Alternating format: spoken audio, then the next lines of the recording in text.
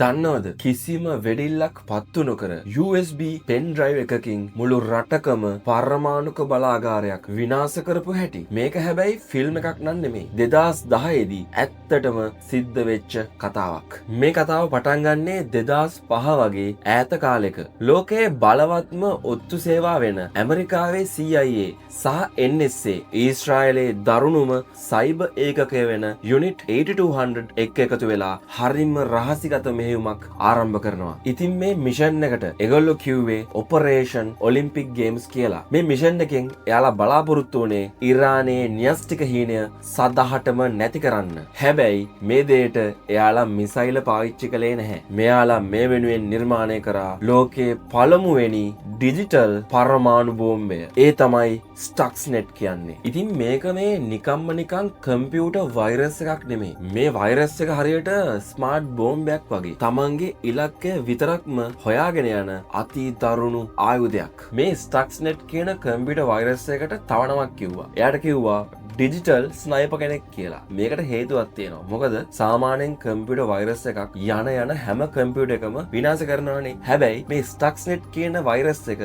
එහෙම කළේ නැහැ. මේ වෛරස් එක ලෝකෙ වටේ තියෙන මිලියන ගණනක් වෙච්ච කම්පියුටර්ස් වලට පැතිරිලා ගියා. ඒත් ඒ කිසිම කම්පියුටර් එකකට මෙයා හානි කළේ නැහැ. මෙයා නිශ්ශබ්දව බලන් හිටියා තමන්ගේ නියම ඉලක්කය හම්බෙනකන්. ඒ ඉලක්කය තමයි ඉරානයේ නතාන්ස් න්‍යෂ්ටික බලාගාරයේ තියෙන Siemens S7300 කියන විශේෂ පාලක පද්ධතිය. ඉතින් මේ පද්ධතිය නැති කම්පියුටර් එකකට මේ වෛරස් එක ගියාට කිසි ප්‍රශ්නයක් වෙන්නේ නැහැ. අන්න ඒකයි එයාට ස්නයිපර් කෙනෙක් කියලා කියන්නේ. මොකද හේතුව එයා වෙඩි තියන්නේ එයාගේ ටාගට් එකට විතරයි. ඉතින් මේ කම්පියුටර් වෛරස් එක ඉරානට යවන්න කලින් ඊශ්‍රායලය විසින් මේක ටෙස්ට් කරලා බලනවා. හරිද? ඊශ්‍රායලේ තියෙනවා ඩිමෝනා කියලා කාන්තාරයක්. අන්න ওই කාන්තාරේ අර ඉරානයේ න්‍යෂ්ටික බලාගාරය වගේම අනුරුවක් නිර්මාණය කරනවා. එහෙම කරලා ඉරානයේ තියෙන වගේම පරමාණුක යන්ත්‍ර දහස් ගාණක් හොර රහසේ මේ කාන්තාරේ මෙයාලා නිර්මාණය කරනවා. පරමාණු යන්ත්‍ර වලට කියනවා මේ සෙන්ට්‍රිෆියුජස් කියලා. හරිද?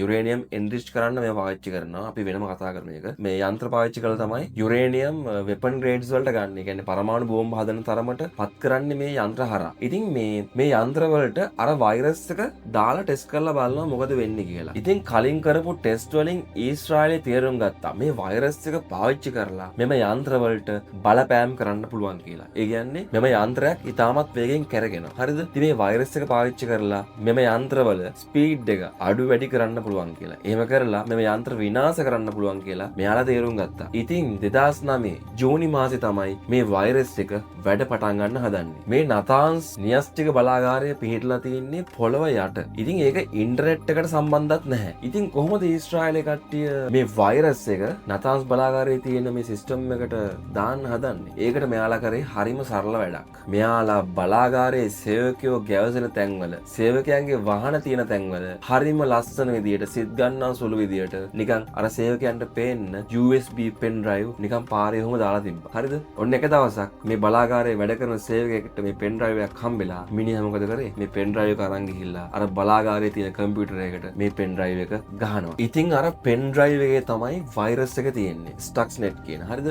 මේ ගහපු ගමන් මෙයා මේ කම්පියුටර් සිස්ටම් එක ඇතුළට රිංග ගන්නවා. මම මෙතන ටෙක්නිකල් කාරණා කතා කරන්නේ නැහැ. ඊට පස්සේ මේ කතාව බෝරින් වෙනවා නැත්නම් කම්ප්ලෙක්ස් වෙනවා. ඊට පස්සේ තේරෙන්නේ නැතුවත් යනවා. හරිද? කොහොම හරි මෙයා සිස්ටම් එකට රිංග ගලා Microsoft Windows වල තියෙන security fault 4ක් හොයාගන්නවා. loop holes නැත්නම් weaknesses වගේ මොකක් හරි hack කරන්න පුළුවන් තැන් 4ක් මෙයා හොයාගන්නවා. කොහොම හරි Microsoft ආයතනයවත් දැනන් හිටියේ නැහැ. එයාලගේ සිස්ටම් එකේ මේ වගේ security faults 4ක් තියෙනවා කියලා. කොහොම හරි ඉතින් අර වෛරස් එක මේවා hack කරලා මේක ඇතුලෙන් සිස්ටම් එක ඇතුළට ගිහිල්ලා මුළු පද්ධතියම control එක මේ වෛරස් එකේ අතර ගන්නවා. ඉතින් මේ වෛරස් එක මේ සිස්ටම් එකේ ඇතුළට ගියා කියලා එකපාරට මුකුත් කරන්න ගියේ නැහැ. එයා නිශ්ශබ්දව හිටියා. ඒ කියන්නේ දවස් 13ක් යනකම් කිසි දෙයක් කරේ නැහැ. හැබැයි එයා කරපු එක දෙයක් තිබ්බා. ඒ තමයි මේ සිස්ටම් එක වැඩ කරන්නේ කොහොමද කියලා හොඳට අධ්‍යයනය කරා. ඒ අතරතුර මේ සිස්ටම් එකේ තියෙන හැම ඩේටා එකක්ම එහෙම නැත්නම් හැම දත්තයක්ම මෙයාගේ මතකේ මෙයා පටිගත කරගත්තා. ගබඩා කරගත්තා. ඒක හරියට බැංකුවක් මංකොල්ල කන්න කලින් හොරෙක් CCTV කැමරාවල දර්ශන පටිගත පටිගත කරගන්නවා වගේ වැඩක්. ඉතින් දවස් 13ක මේ පටිගත කිරීමෙන් පසු මේ ස්ටක්ස්නෙට් වෛරස් එක තව දවස් 27ක් යනකම් බලන් හිටියා තමන්ගේ නියම ප්‍රහාරය එල්ල කරන්න. ඉතින් මේ කාලය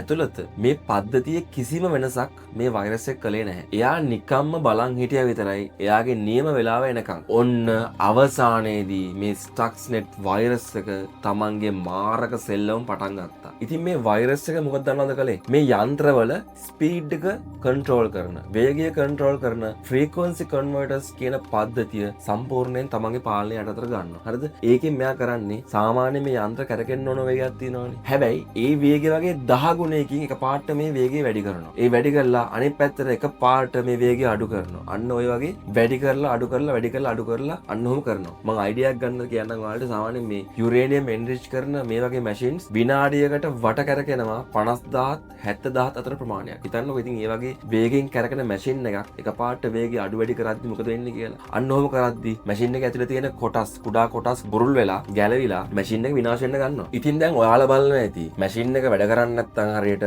මැෂින් එකේ ඇතුලේ මොකක් හරි ප්‍රශ්නයක් නම් අනිවාර්යෙන් සිස්ටම් එකේ පෙන්වන්න ඕනනේ. මැෂින් එක වැඩ කරන්නේ නැහැ මොකක් හරි එලාම්යක් හරි පෙන්වන්න එපා. වදින්න එපා. හැබැයි එහෙම කිසිම දෙයක් වුන්නේ නැහැ. එතන වැඩ කරන ඉංජිනේරුවෝ හිතුවේ මේ මැෂින්ස් කිසි ප්‍රශ්නයක් නැතුව නෝමල් එකේ එන ස්මූත් විදිහට රන් වෙනවා කියලා. හැබැයි ඒකට හේතුවක් තිබ්බා. ඔයාලට මතකද මම කලින් කිව්වා මේ වෛරස් එක විසින් අර දවස් 13ක් යනකම් මැෂින්ස් නෝමල් රන් වෙන වෙලාවේ එයා අර ඩේටා දත්ත රෙකෝඩ් කරගත්තා කියලා. හරිද? ඒ රෙකෝඩ් කරගත්ත දත්ත මෙන්න මේ වෙලාවේ මෙයා ආයි ප්ලේ කරන්න ගත්තා. හරිද? ඇත්තටම දැන් මැෂින් කැඩලානේ තියෙන්නේ. හරිද? ඒ කැඩිච්ච එක අර ඉංජිනේර්ස්ලාට පේන්නේ නැහැ. මොකද හේතුව අර වෛරස් එක විසින් කලින් රෙකෝඩ් කරගත්ත දත්ත ටික තමයි ආයි මේ සිස්ටම් එකේ ප්ලේ කරන්නේ. ඉතින් ඉංජිනේරුවෝ දන්නේ නැහැ ඇත්තටම මෙතන ප්‍රශ්නයක් තියෙනවා කියලා. ඉතින් මෙන්න මේ මෙහෙම අවුරුදු ගණනාවක් තිස්සේ රහසක් විදියට තිබුණා. හැබැයි 2010 ජූනි 17 වෙනිදා බෙලරුස් වල හිටපු සර්ජි උලාසෙන් කියන විශේෂඥයාට ඉරානයේ හිටපු සේවාදායකයෙක්ගෙන් ඊමේල් පණිවිඩයක් එනවා. මේ ඊමේල් පණිවිඩේ මොකක්ද දන්නවද තිබ්බේ? මේ සේවාදායකයා කියනවා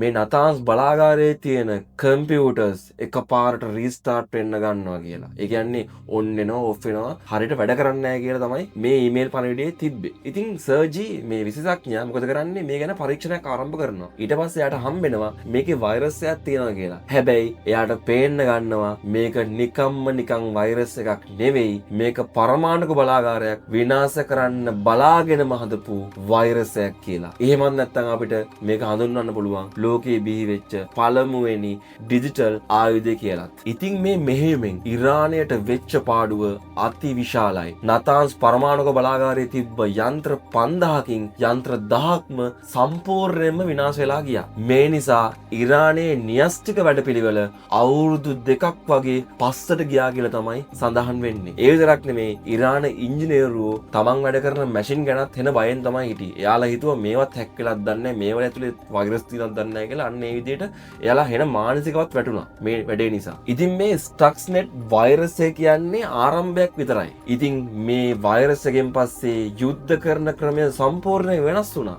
දැන් රටක් විනාශ කරන්න මිසයිල ඕන නැහැ. ඒකට හොඳ කෝඩ් එකක් තිබ්බනම් ඇති. ඒ කියන්නේ මොකක් හරි වෛරස් එකක් නිර්මාණය කරන්න හරි මොකක් හරි සිස්ටම් එකක් අවුල් කරන්න හරි එක හොඳ කෝඩ් එකක් තිබ්බනම් හොඳටම ඇති. ඉතින් මේක තමයි සයිබර් යුද්ධයේ බියකරු මුහුණුවර. ඉතින් ඔයාලා මොකද හිතන්නේ? මේ වගේ වෛරස් අපේ සිස්ටම් වලත් තියෙනවද දන්නේ නැහැ නේද? ඉතින් ඊළඟ ලෝක යුද්ධය ඇති වෙන්නේ කම්පියුටර් කීබෝඩ් එකකින්ද? ඔයාගේ අදහස අනිවාර්යෙන් මේ ගැන අපිත් එක්ක බෙදා ගන්න යටින් කමෙන්ට් එකක් දාන්න. ඒ වගේම මේ රසවත් ඉන්ටරෙස්ටිං කතාව අනිවාර්යෙන් ෂෙයා කරන්න අනිත් අයටත් බලන්න. ඒ වගේම මගේ පේජ් එකත් අනිවාර්යෙන් ෆලෝ කරන්න. මේ වගේම තවත් ඉන්ටරෙස්ටිං ටොපික් එකක් අරගෙන මම එන්නම්. එහෙනම් හැමෝටම ජය වේවා.